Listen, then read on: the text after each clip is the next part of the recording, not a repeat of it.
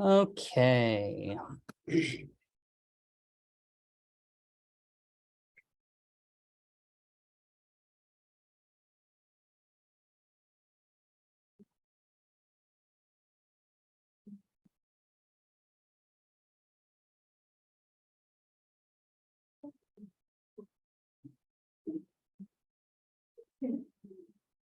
Okay, so for today's class, we're going to finish. Oh, this is not showing up well. Okay, this is going to happen anyway. So we're going to talk about planetary processes, and this is going to extend farther than what's in the course schedule. So I'm probably going to have to push one of the homework back. But you like that, right? Okay, cool. Everyone's a fan. If you, for example, weren't able to start the homeworks because master's stupid or whatever, you should still be able to go back and get credit. So there's no due date. You do the work, you get the credit, understanding the material. Okay. And so I'm going to try and keep that sort of policy for all of things except for the exams, right? Because obviously the exams, once you turn them in, everyone will know the answers. So for today, we're going to talk about, we're going to finish up talking about planetary processes. We're going to do that lecture tutorial. If you weren't here, try and pair up with someone who has one of them. They're also going to be uploaded to Canvas. So you can see all of the old ones. Any questions before we get started? Okay. See if this will work. So I should never look at Twitter before class because I just find hundreds of videos that are really cool. So this is a volcano that exploded like 4 days ago. No, the Earth is a very active planet, as you see today. Don't do this. Okay, they're so. Yeah, we got some coming down. Like lava, literally raining down near them. No one got hurt. Thank you. Come on. Okay. And then if that weren't enough, here's the volcanism. And we talked a little bit how like planets, we can tell the interior of them. We talked about that. Maybe people are like, I don't really understand that. So what we have here is serendipitously, there was, maybe that's the wrong word. There was an earthquake in Mexico in was a magnitude 7.6. And because we have seismometers all over the US, we can watch that earthquake as it passes. So here on the bottom, this is time going across the board. And then here you're going to see basically whether it's going up or down, it's being shaked, right? And this is measuring the pulse of the earthquake as it sweeps across the US. Every single one of these dots that you're going to see is a separate seismometer. So we have them all over the place because they're the early warning system. Because as we talked about, we have a huge tectonic fault that cuts right through the middle of our country. We want to know if there's going to be an earthquake so we can tell people ahead of time to go hide. Okay, so here's how that looks. Oh, weird. Okay. Apparently when I record this, I was listening to music. You don't need that. Yeah, and so you can see the ripples here. They radiate from the center, they go all the way out. Okay. Questions about that? Okay, we're going to talk about more of that later. Let's just get our brains in the right thinking mood. Let's look at these for a few seconds. I have removed the color from them, but that's obviously the big giveaway. We're thinking back in terms of the planetary processes, which planetary processes we're seeing or are absent on each of these bodies. You're only seeing a quarter of the body, obviously. But go ahead and have a few seconds to think about these. So we're gonna vote on each of them.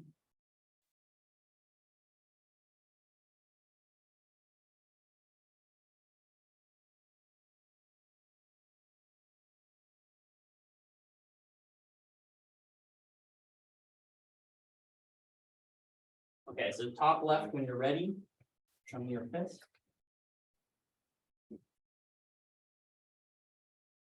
Okay, 3, 2, 1. And getting a lot of 4. Okay, top right. Give me your fist.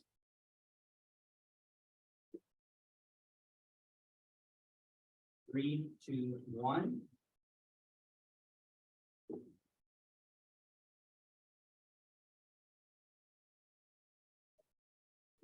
Okay, I'm getting some ones. This is the most varied one. Bottom left. Just when you're ready. 3, 2, 1. Okay, lots of ones and twos. Okay, bottom right. Just when you're ready. 3, 2, 1. Okay. Lots of fives. All right. Yes. This is Mars. This one, trickyly enough, is actually Mercury. This one is Earth. I just removed the oceans, so it's the topography. So that's Florida. Okay, and this is Venus. Right there. Okay. Okay, so we were talking about the role of size and how hotter things cool off more quickly if they're smaller, right? So if you imagine they have the same source of heat, we showed this mathematical thing. I put it up on the board and then it was in white. If you go back into the lecture slides, you'll see that the math is there now. So you should be able to follow along. Basically, as the size of the objects increases, the ability for it to get rid of that heat is going down. Okay, because the volume increases like r cubed, and the surface area increases like r squared, and it's the ratio of those two. And it's a finite amount of space for heat to get out, and yet this thing is big and hot. This is why potato cannot be eaten right after you take it out, and you can't. So here, from left to right, we have Earth, Venus, Mars, Mercury, Moon. And we talked a little bit about how the lithosphere of Mercury is sort of weird. We'll get to that in a few seconds, maybe a few lectures. I wanted to tie all of these planetary processes that we've talked about, volcanism, tectonics, erosion, and impact cratering, to these basic principles. Okay, so the idea of size, whether that's mass and radius, that usually go together. Talk about something being rocky. If I say that it has a certain mass, and I tell you that it's rocky, you should know how big it is. Assume that everyone's a sphere. How far away from the sun it is, that'll be important. And what its rotation rate is. Okay. If you know these characteristics, you should be able to predict most of the characteristics of a planet. Okay. And I'll just tell you right now, most of you are here, it's also being recorded. This is how my exam will go. Okay, you will get a take-home exam. You'll have a week to work on it. It will have a question with 3 parts. And it'll ask you something, then I'll have 3 disrelated parts. So one part will say blah, B won't rely on A, and C won't rely on B or A. And then you'll be asked to rank which of these 3 items you're most confident in. So you'll have to look at your own answer, be like, I really got A, and that's going to be worth the most points. And then the thing that you didn't get at all, you say, I understood that the least, that's worth the least points. That seem fair? Okay, you'll probably have 5 questions with 3 parts each. You have a week to work on it. These types of questions, where I just ask you to do something like, imagine the planet is twice as large, what properties does it have? That'll be on you to interpret.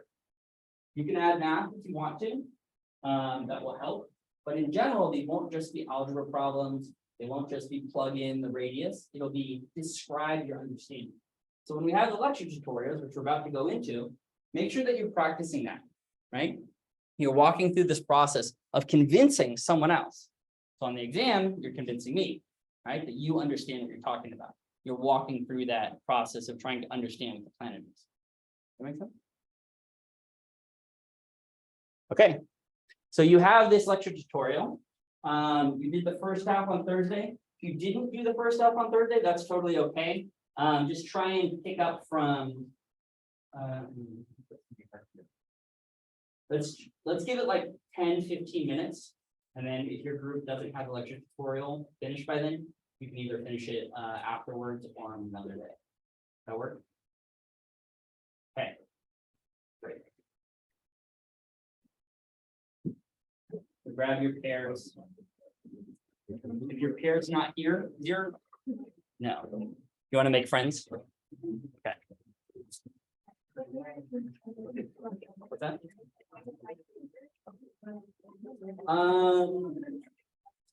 Yeah, go ahead and pick him on that one too. You'll get credit.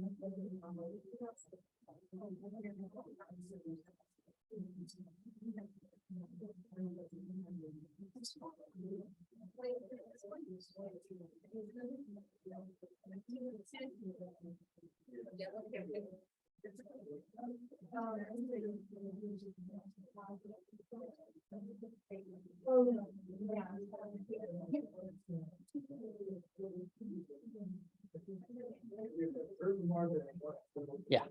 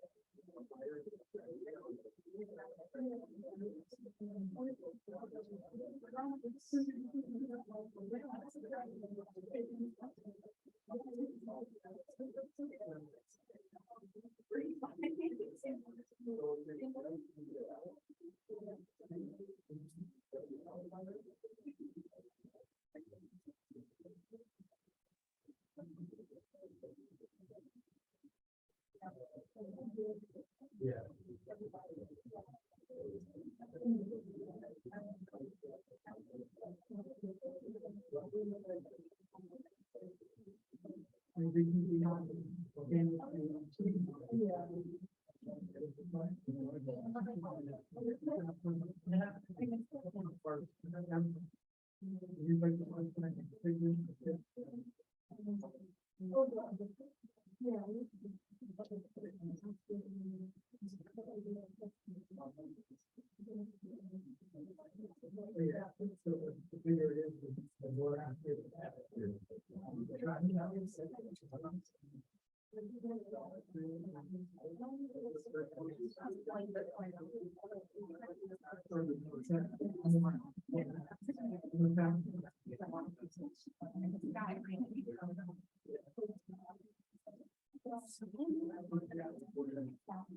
Yeah.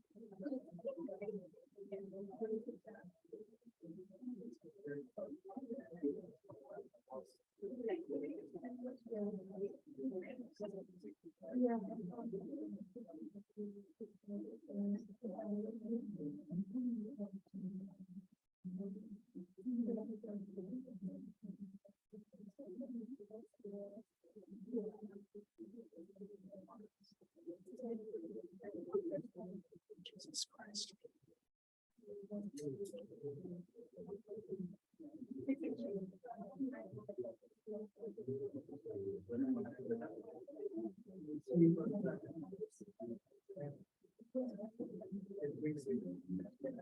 Do you not see it there? Planetary geology?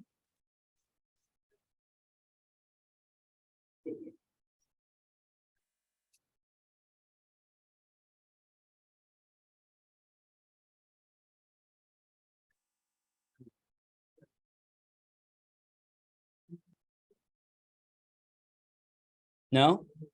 Okay, sorry about that. I'll try and get you a printed copy on Thursday. My canvas is gonna fuck up.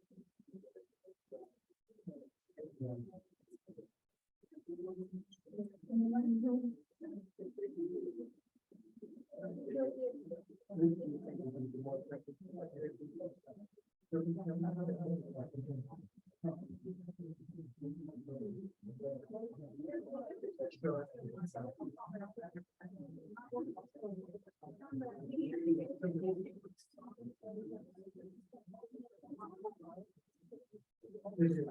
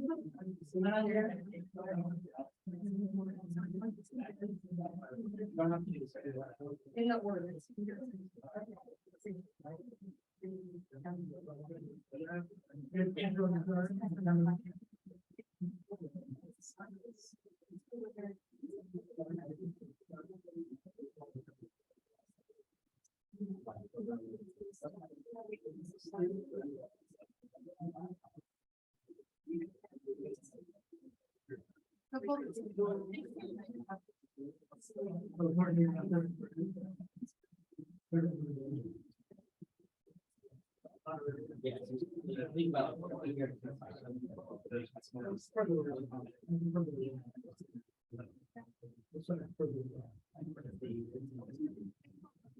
Further away, the message is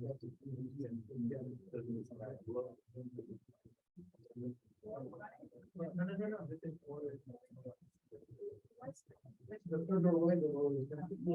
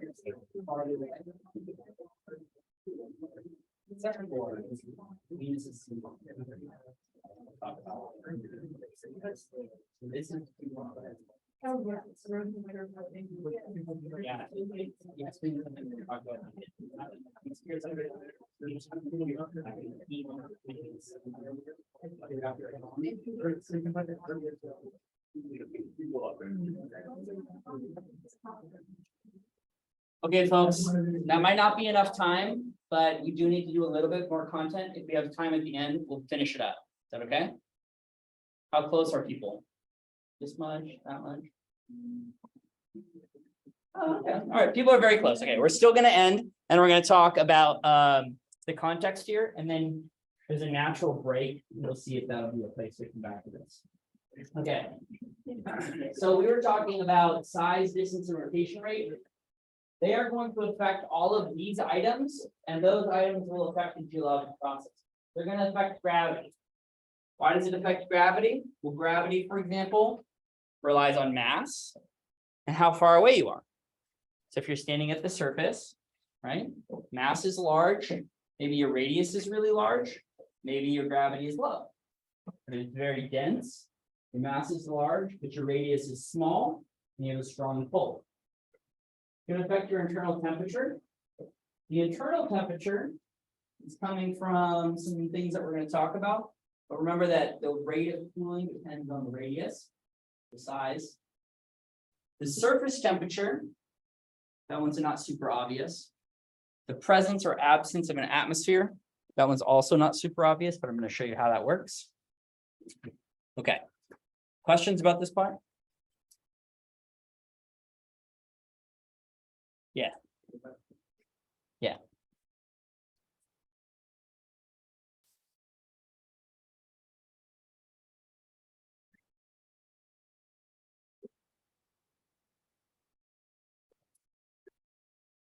Okay, so where do planets get their heat from?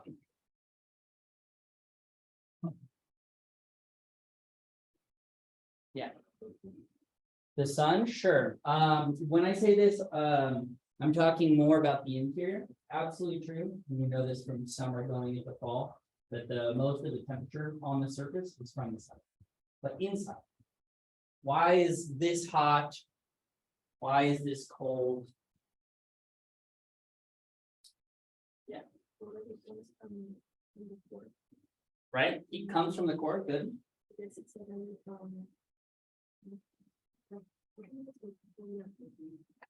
You say radioactive? Okay.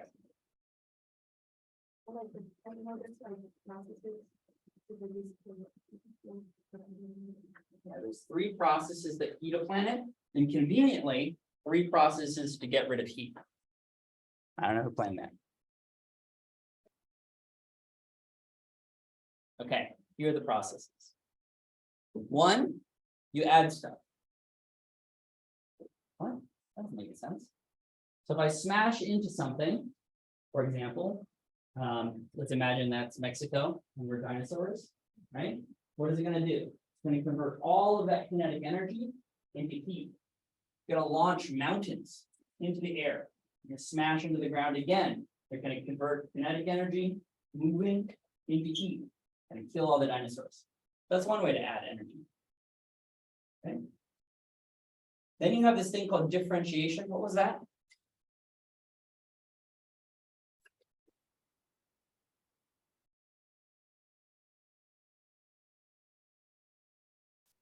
Yeah.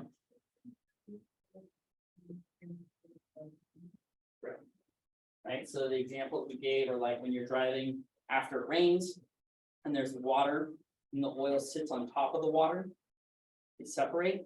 We also had like you've seen like an experiment where they put like oil and then heavy molasses. You can drop a grape in and it'll float in one and sink in another.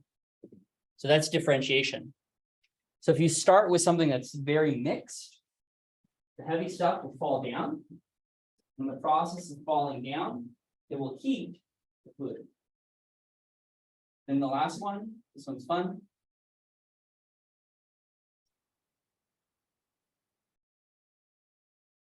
You're an expert radioactive mechanic. It's okay if you're not. Yeah.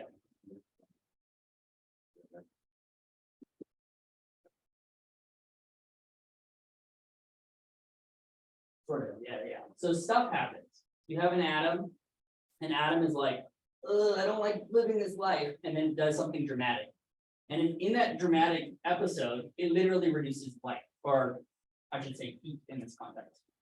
And for the most part, the interior of the planet is powered by this radioactivity.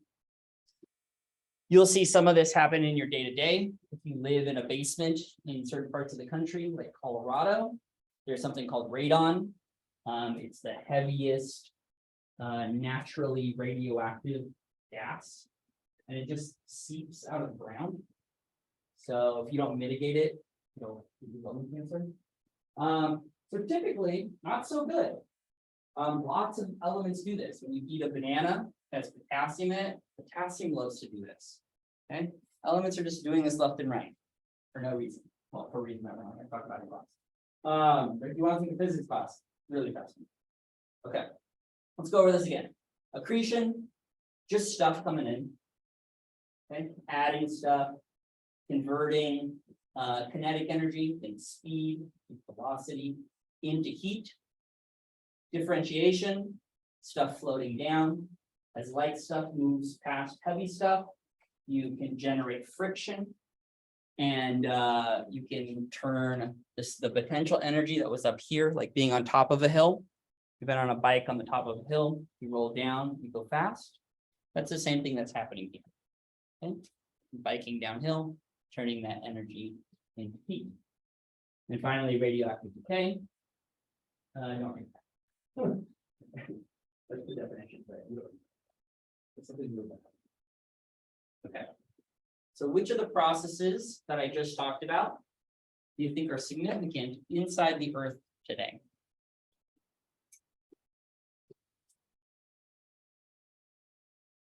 Is it accretion, differentiation, radioactive decay, all of the above, or just differentiation and decay?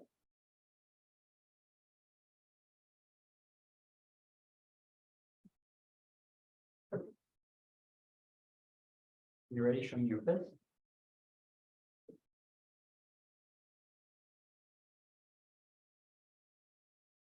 And 3, 2, 1.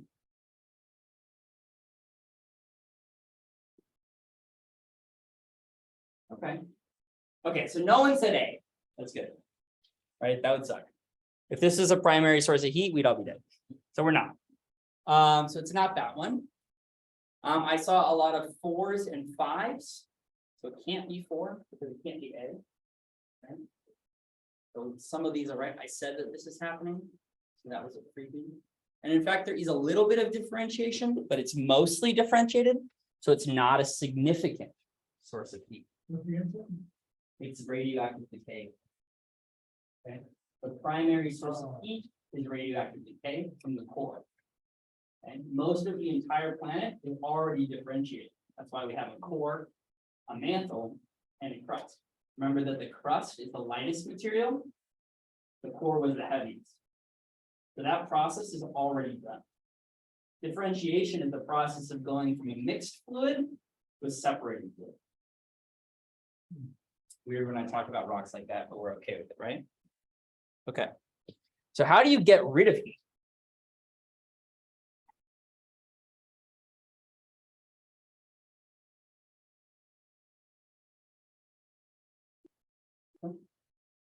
Oh, sorry, go ahead.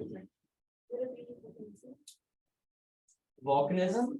Okay, yeah. So this is, okay, we're gonna take a step back from the planetary processes. We're gonna think like these ones here. These are like sources of heat. And then I want to think about a way to transport it away.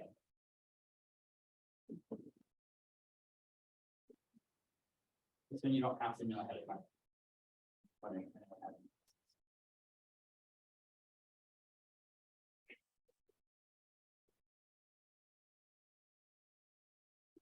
Okay. Here's how you get rid of heat. Cooling. Okay. The first one that you may be familiar with is convection. Now you might think to yourself, well, that's what an oven does. Convex. Essentially how an oven works is there's a heating element, usually either a piece of metal that heats up, or you have gas at the bottom, makes a little fire that heats up the air, and then the air rises, and then it cools, and it falls back down, and then it rises because it gets hot again, and then it cools, and it falls back down again. So convection, like this here, these little circles, getting hot near the bottom, rising again, cooling, and then falling back down, is a primary source of cooling.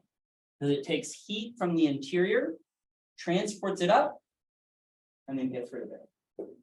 Okay? In the center here, you have something called conduction. Okay, how does conduction work? If you have a cast iron or a pan, you might have an open flame underneath your pan. That flame isn't touching your food, but your food still gets hot, right? So what happens is you have a solid material and you heat up one side of that solid material and the heat passes through until it's the same temperature everywhere. So if you have a hot on one side and a cold on the other, it will let heat pass through solid. Okay. Convection requires a fluid. Conduction requires a solid. And then you're thinking to yourself, well, okay, we don't have any other forms of matter that we really care about, right? What is that? We just saw radioactive decay. Is that the same thing? Paradoxically, no. We can talk about the history of radioactivity. It's very confusing, and unfortunately, we have to live with it. This is a different process. This is radiation. When you're hot on a summer day, because the light is hitting you, that is radiation. If you're seeing someone who's glowing, let's say you're a snake, and you can see in the infrared, they are emitting light. That's a light that you and I can't see. We're only seeing reflected light. But the process of transporting away heat by light is called radiation. Okay? This is not dangerous. I mean, unless you're glowing, no problem. Okay? But for the most part, for example, the surface of the sun radiates away its heat. So the surface of the sun, I didn't do that. That was weird. This room's weird. Okay. The surface of the sun takes heat from the interior, okay, and right at the very edge turns that into light that we obviously appreciate. Okay. What's wrong with this room?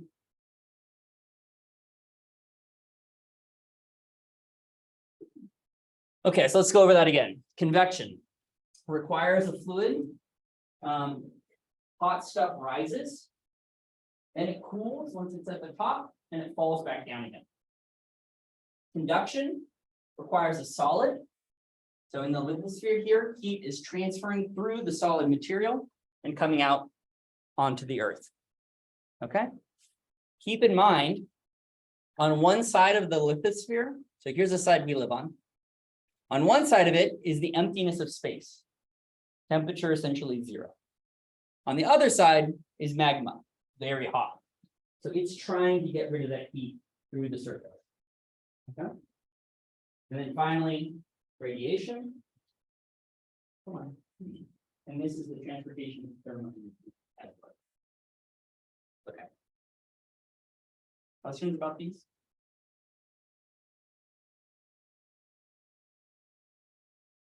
Question? Yes.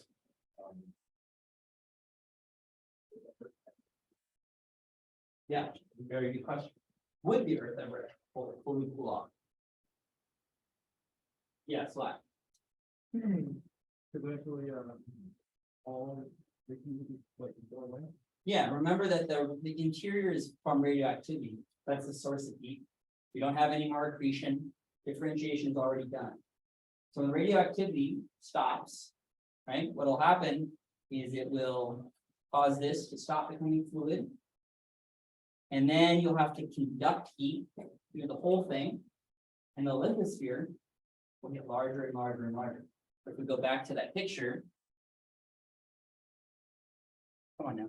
Oh my God, I always do this, sorry. Okay, so in which of these is conduction occurring? What part of it? Right here, right? The solid lithosphere, right here. Here, the whole thing is conducting. There's no fluid basically on Mars. Tiny bit near the core, but not very much. Here, we won't talk about Mercury. Mercury's a weirdo. This one, definitely dead. Right? Cold all the way through, essentially. Radioactivity is all but turned off in a significant way. Okay. And you'll see there's a little bit of a process, right? The lithosphere, as the interior cools and you can't keep it magma anymore, starts to harden from the outside in, just like an ice cube would. Now, I don't know if you do this very often, but if you make an ice cube, you pull them out every 15 minutes, you'll see the top of it freezes first, and the interior then freezes. Right? Same thing's happening here. We just live on the ice cube. Yeah. Good one. Any other? Sorry, anything else? I'm going to skip ahead really quickly just to go back to where we were. Okay, here's a clicker question. Suppose a planet exactly like Mercury had formed twice as far from the sun. How would its internal heat today compare to the real Mercury's internal heat today? Would it A, fake Mercury have more internal heat? B, fake Mercury have less internal heat? Or C, fake Mercury would have about the same amount of internal heat?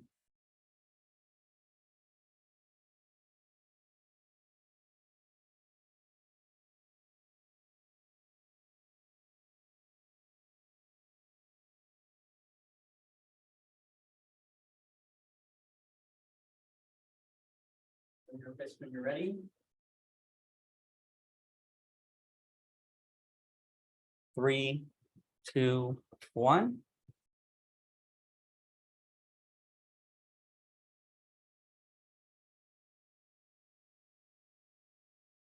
Okay, pretty good variety.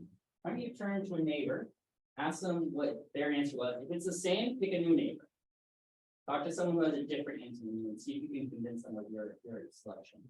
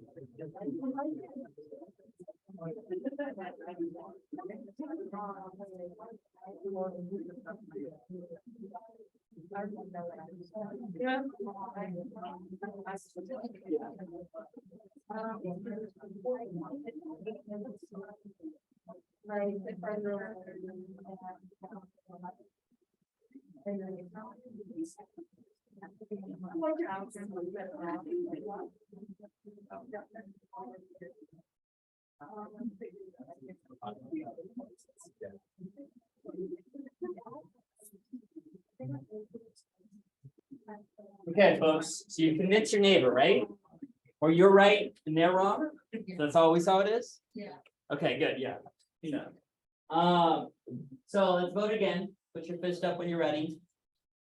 Successfully convince your neighbor. Now everyone's gonna have the right answer, right? 3, 2, 1. Okay, all right. I see at least the groups all agree. Now they may not have the right answer, but does anyone want to defend their answer here? Yeah. I feel like Mercury is the planet closest to the sun. Mhm. Yeah. The distance is like the distance of the sun. It's still considered geologically dead.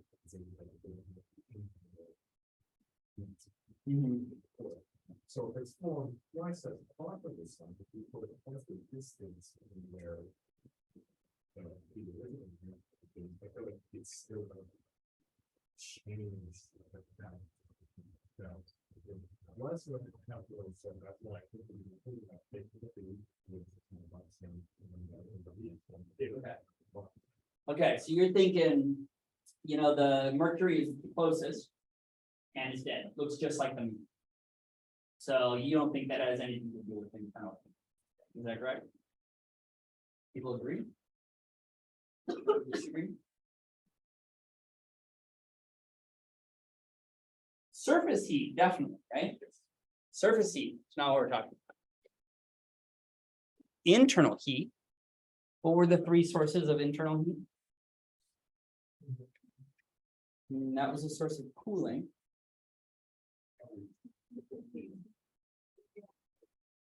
Is that up there?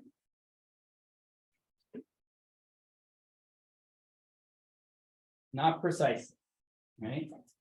Okay. So that's the thinking that we want on the exam, right? They give you a weird situation, you're gonna process it, you're gonna say, okay, Mercury itself.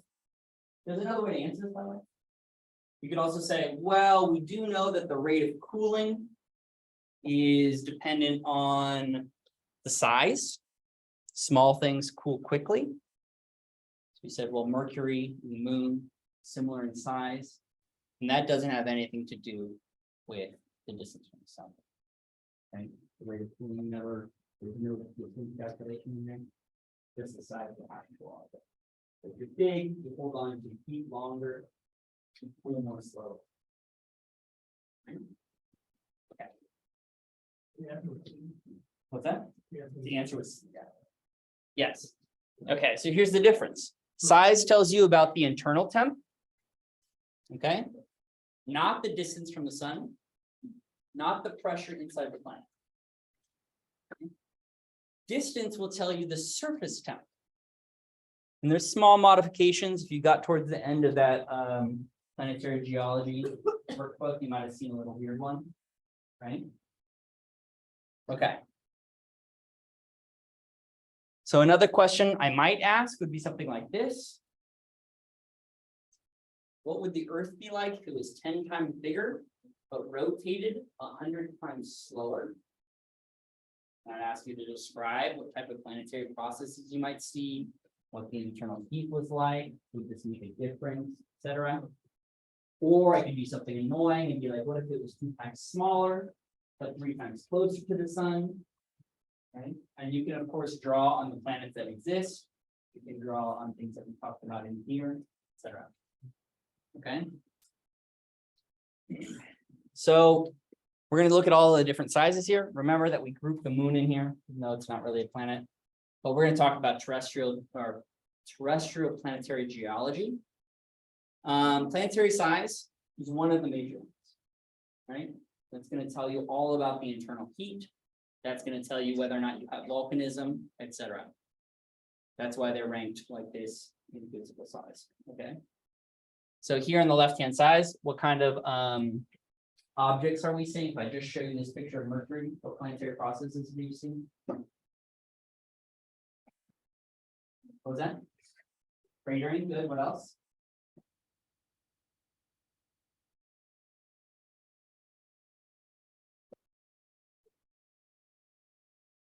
What's that arrow going to?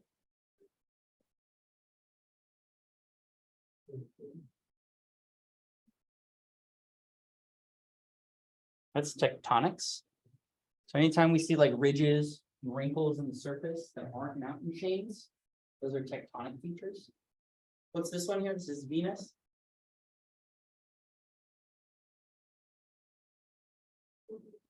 Example of volcanism, very good. What's this right here? Erosion. Yeah. And then on the right, you can see that those are mountain caps. So that'll be like tectonics if you want. If you could look really closely, you can see some volcanoes in that picture. There's the moon, Earth's moon, Mercury. They look the same. I don't know. Mars.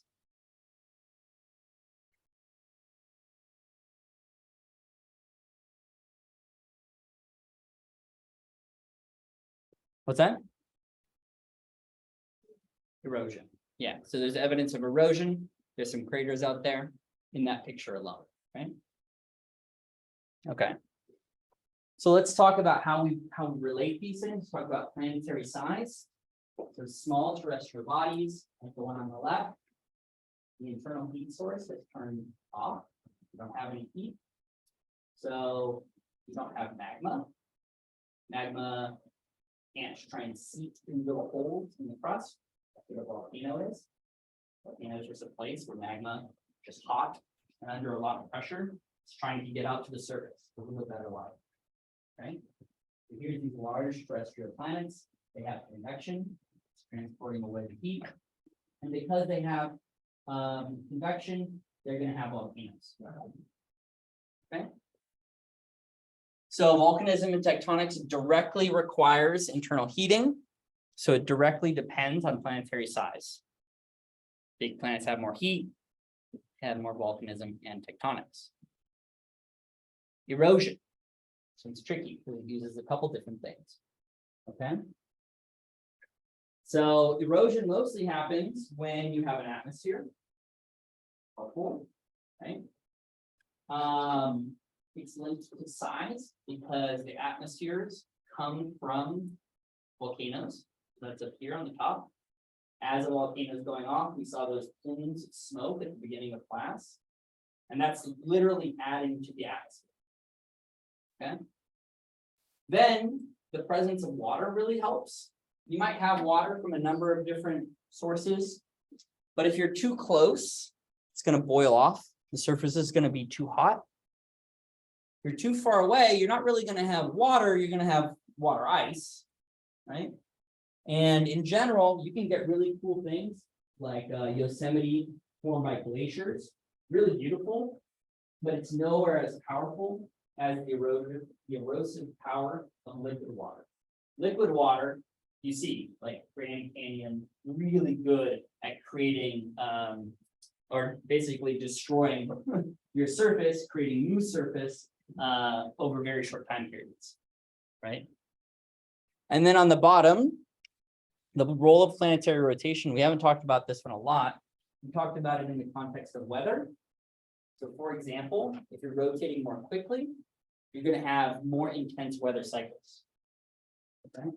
So if you have a planet with hurricanes, you slow it down by 50%, the intensity of the hurricane will go down. Now we already know hurricanes are very good at reshaping the land, right? So for better or for worse, rotation rate is a major impact in erosion. Okay. Erosion's the tricky one because it uses all of these. Impact cratering, does that depend on size? No.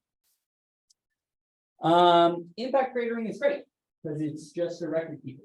Stuff hit you, right? The major difference here is whether or not the absence of cratering can tell you something.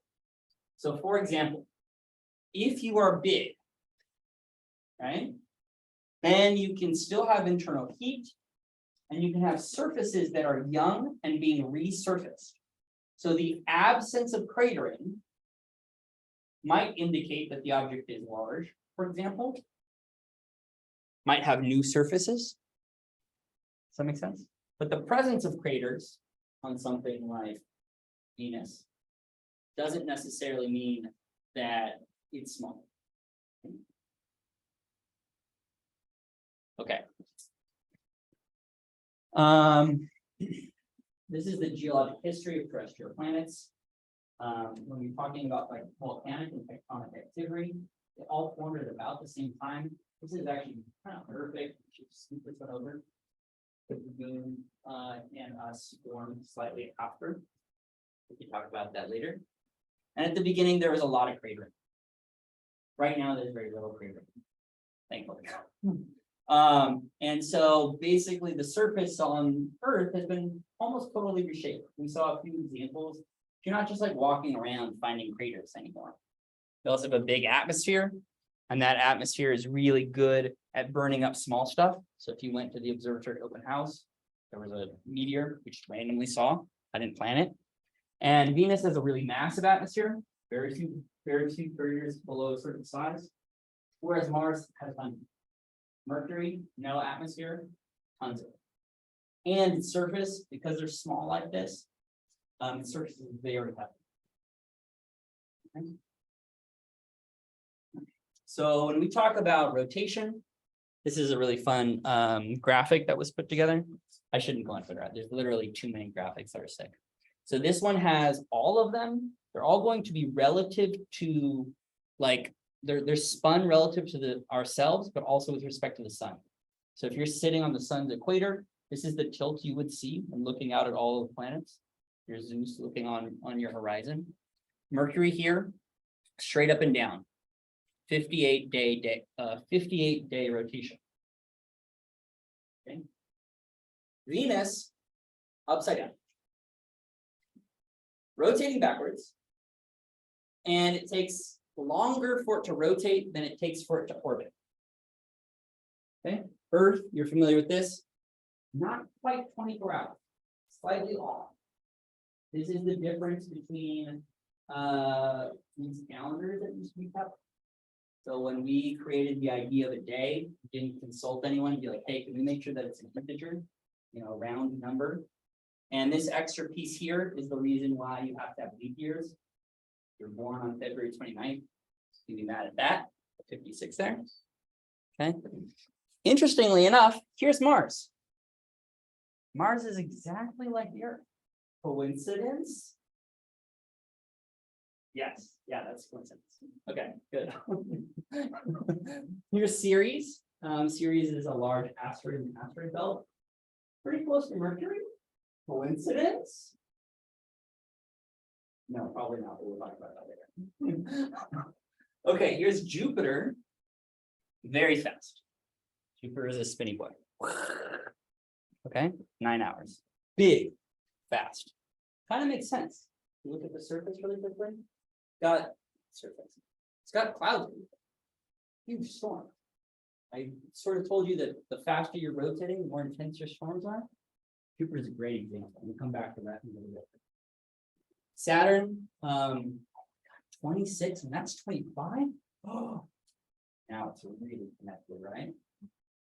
That's also okay. 10-hour rotation, pretty similar to this. Uranus and Neptune, these are your ice giants. Uranus, so weird. Just hanging out, spinning. Neptune, kind of comparable. Oh, no, it's normal. And then Pluto, there's like 4 drone planets. There's 4 that are similar to us, and the smallest stuff has no oblique. We'll talk about that later. Okay, so here's the relative rotation rates. There you go. And you can see how slow. Pluto's at 6 day. Mercury, barely moving. Venus, can't see anything there, right? No change in this video. Oh, come on, man. Cool. I didn't save a long enough clip. My bad. It's a 10-second clip, but you get the idea, right? Questions about that? Okay. So how many of the above objects have volcanic features that can be identified today?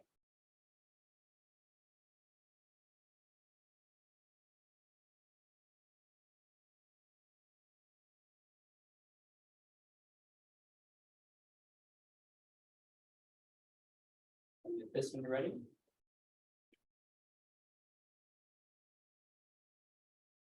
Three, 2, 1.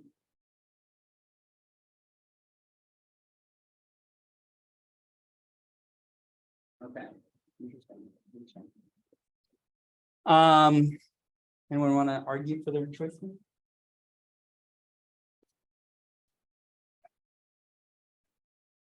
Does the moon have volcanic features?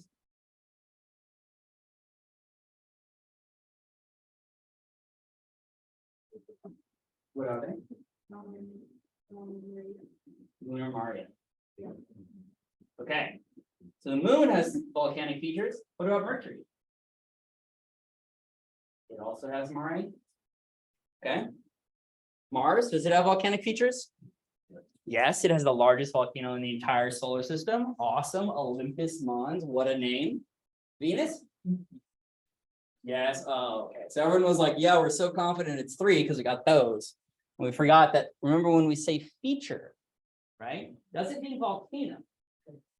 And in fact, let's see some volcanic feature. What did they have to do with? They had to do with this idea that you have volcanoes that we think about like this. Those are stratovolcanoes. That's when your volcano not very runny. Okay, they're very runny. It's like this. It's a shield volcano.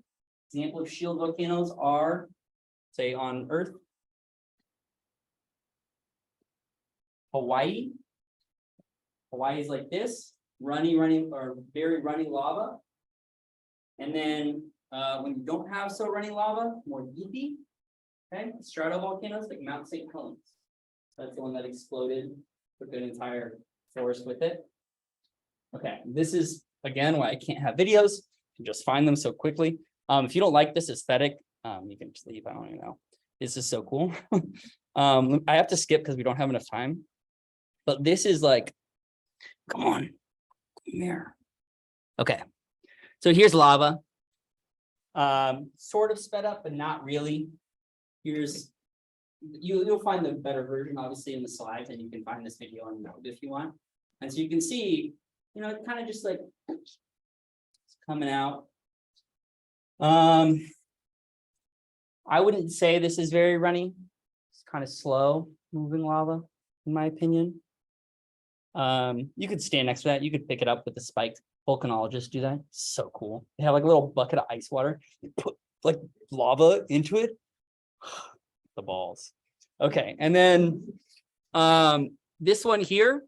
This is why you don't like if you're in Hawaii, we're talking about it being really runny. So what does runny lava look like? Well, this is terrifying. So that's in real life speed. So, you know, you've seen flash floods. So imagine you're just walking down the street and like a flash flood of lava is coming at you. Not a good day. And yet they're just chilling. Run out of the way. Okay, and then there's this one. Okay, I can't go through all of these. Hold on. Don't leave yet. Okay, so this one is cool too. Have you seen this one already? Yeah, this one's amazing. You can't go on TikTok either. It's too many beautiful videos. So this one's someone's driving their drone, gets hit by, why does the lava explode like this? Pressure of trapped gases. Okay, so the reasons why they're explosive at all, if there's trapped gases, usually things like carbon dioxide, nitrogen, water, commonly trapped gas inside of this. Okay. Okay, so we're going to quickly go over the geologic histories of each of these bodies. And you're going to tell me, you're the doctor now.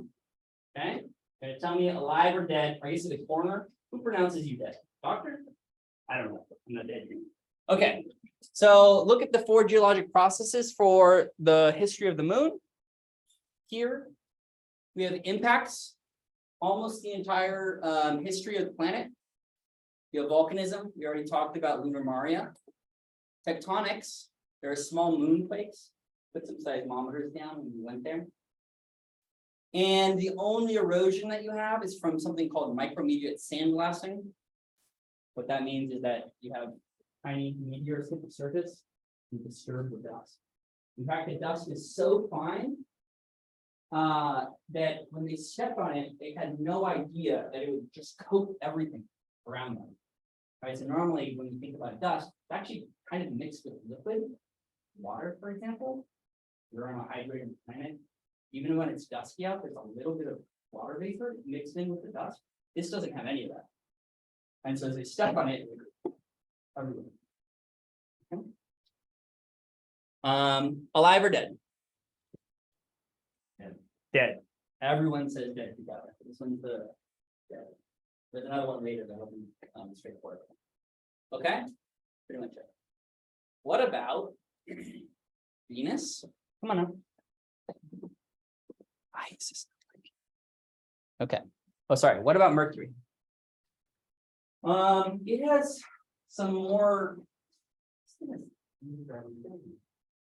Okay, sorry, I can't point, but you get the idea. The impact cratering here is slightly more spaced than the moon. There's a major feature called Cloris Basin that we can talk about if you're interested. Probably won't be, that's fine. There's volcanism here. You have lava plains. You also have volcanic vents. And they're associated with this huge impact basin. You have to really see it. Kind of cool. Tectonics has aligned ridges showing that the whole planet shrunk. No weird thought. And there's some erosion, but it's not like rivers. More of it is this type of thing here, where you have some sort of icy substrate, and then you're so close to the sun that it like collapses like a sink pit, a sinkhole. Scale's not good here, but you would be a dog, right? Giant sinkholes. Alive or dead? Dead. Yes. Okay. Geologic history of Venus. This one's so cool. Up on the right-hand side, this is all of the craters on the entire planet. There's 1,000, less than 1,000. That is not many. You might not have any, but that's totally okay. So Mars has a surface age of about 600 million years. The volcanism there, likely ongoing. There's no evidence of plate tectonics. We don't see any ridges or slipping. We saw that like circular ridging around volcanoes, the places that crust is being added would crumple up like an accordion. This is hard, right? Because we don't see any evidence of erosion, but we also can't see the surface. We can only see it in radar. So these are the quote unquote images. These are the images we get back. The radar images.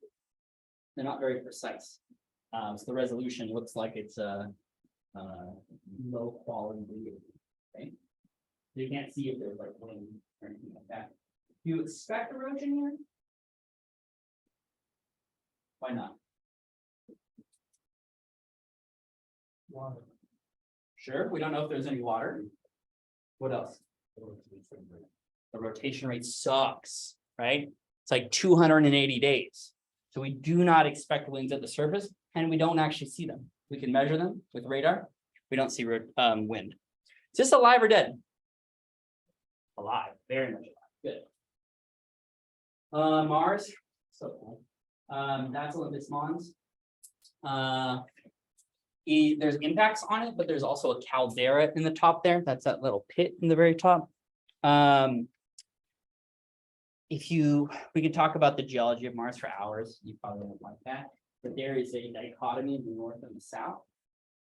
It's called Northern Highlands and Southern Lowlands. And there's very good evidence that the entire northern hemisphere of the planet was impacted in a giant basin. We see evidence of volcanism. We see tectonics. So this Vias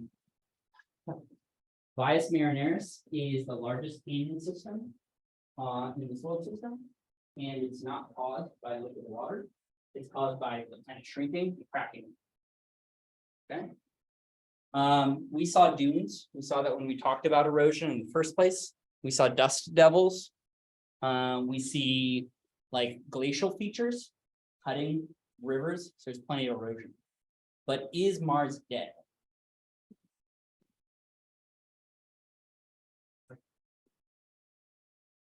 Okay, this one's a little hard to tell. We sent a seismometer. So this is the seismometer here, sitting on the surface of Mars, and this is an earthquake. Sorry, Mars quake. This one was from I think September 2021, biggest one they've seen so far. You don't see a lot, okay? And then of course, I don't know how this happens. Yesterday, they announced this, and we can't play it. It's going to take too long. Let's just skip ahead. Come on now. Okay. So they saw like sometimes you can see a meteorite hit the surface and it creates these ripples. And you can watch them with insight. Yesterday, they saw 4. Okay. And it looks like, yeah, okay, right here. You see this? So you take images day after day after day after day. Now you compare them, before and afters. What's the difference? All of this fresh material. Boom, boom, boom. And then it disturbs the ground. Now that can tell you both about what's inside of the planet, as we talked about before, using earthquakes to ping the interior. And they take away from it that Mars is probably pretty close to it. Okay. And you could ask a question. We don't have time for this here, but you could ask a question. Maybe this will be on the exam. What would Mars look like today if it were twice as big? What would it look? What different what different planetary processes would be visible from the spacecraft? Okay. Final geological history of the Earth. Less than 200 confirmed craters, far less than Venus. So obviously we have erosion. We saw that recently. Volcanism, we saw pictures of that. Plate tectonics. I don't think I'm going to go over this more, but obviously there's erosion. Active, inactive, very active. Yeah, very good. Okay, so before you leave, okay, here's the question. Ready?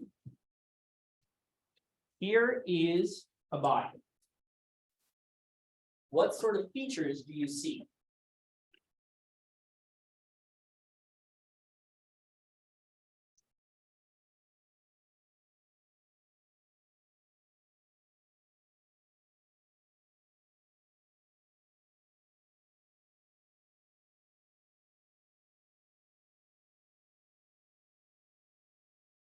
Anything?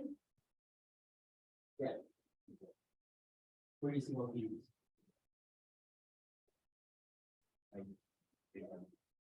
Yeah, okay. It's you square. Okay. Here? Yeah.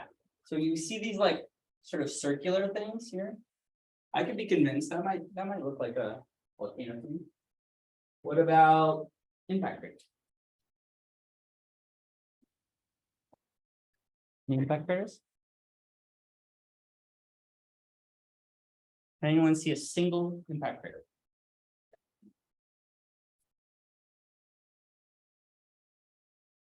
So the answer would be no, I don't see a single impact crater. So that must mean the surface is old or young? Young. Absence of impact craters means the surface is young. It's been resurfaced recently. There's volcanism. So maybe that's helping to resurface it. You see evidence of tectonics here?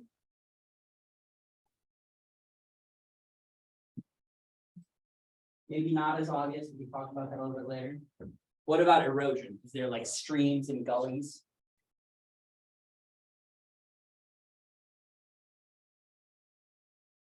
Okay, so this is the type of image that I might present you with, right? And you have to sort of tell me what's in the picture and tell me what you expect of this type of planet. How big do you think this planet is? Big or small?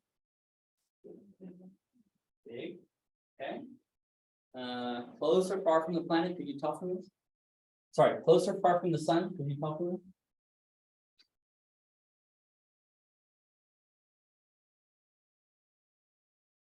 No. Big close.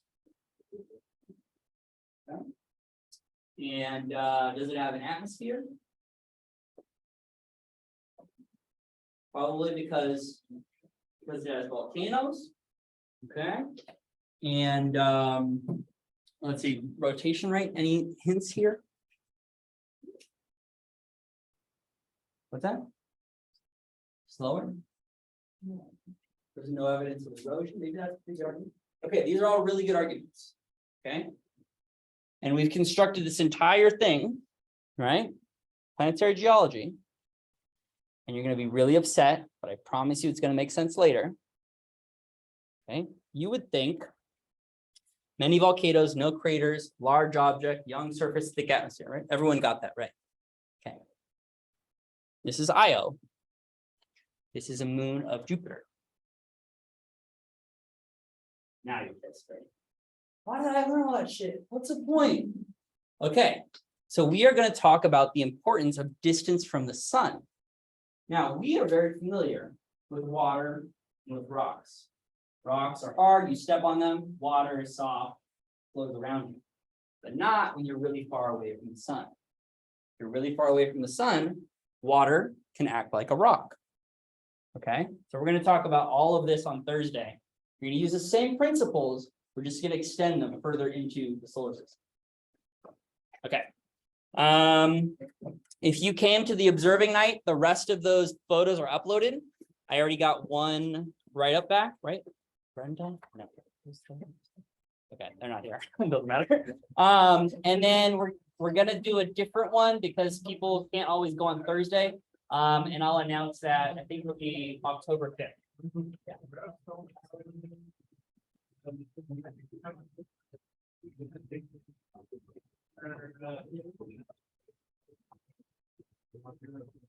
Anyone done? Anyone process questions?